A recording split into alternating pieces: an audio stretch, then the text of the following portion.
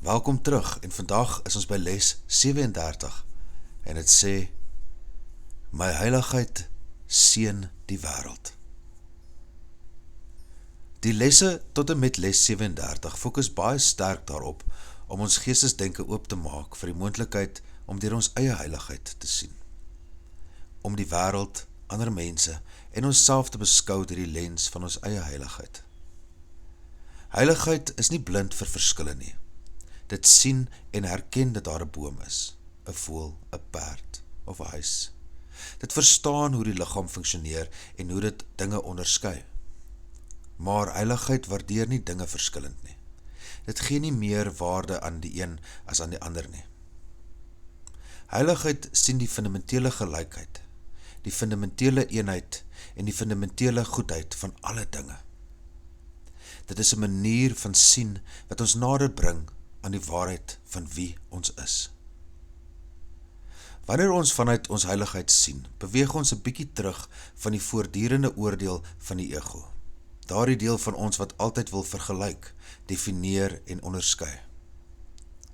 Heiligheid ontspan eerder in die suiwer proses van waarneem en besef dat die oë wat na die boom kyk presies dieselfde kyk as wanneer dit na Tafelberg of 'n gebou kyk. Alles word in dieselfde lig gesien en alles word op dieselfde manier aan ons gegee. Wanneer ons dit begin besef, kan ons ander kant kyk, tot by die heiligheid van dinge. Ons begin sien dat dit wat ons waarneem, net 'n weerkaatsing is van ons eie heiligheid. Dit is 'n manier van teenwoordig wees in die wêreld wat radikaal verskil van hoe die ego ons leer sien. Die ego wil skei, oordeel en uitmekaar hou. Maar heiligheid bring eenheid en heelheid. Ons taak as studente van 'n Course in Miracles is nie om self eenheid te skep nie. Ons taak is om ons persepsie te genees, om bewus te word van hoe dit in waarheid funksioneer, en dan daardie persepsie konsekwent in diens van waarheid te gebruik. In daardie proses is daar groot vrede. Daar is ook oefening en toewyding, want die kursus leer ons om beter waarnemers te word, om deur ons heiligheid te sien en die wêreld daardeur te seën. En wanneer ons die wêreld seën, seën dit ons terug. Dit bring vreugde, dit bring ligtheid, dit bring geluk.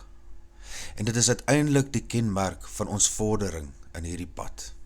Die mate waarin ons gelukkiger is, die mate waarin ons meer glimlag, en die mate waarin dinge wat ons vroeër ontstel het, ons nie meer so pla nie. Dit is 'n vreugdevolle reeks lesse, want dit lei ons nader na die vrede en vreugde wat alle begrip oortref.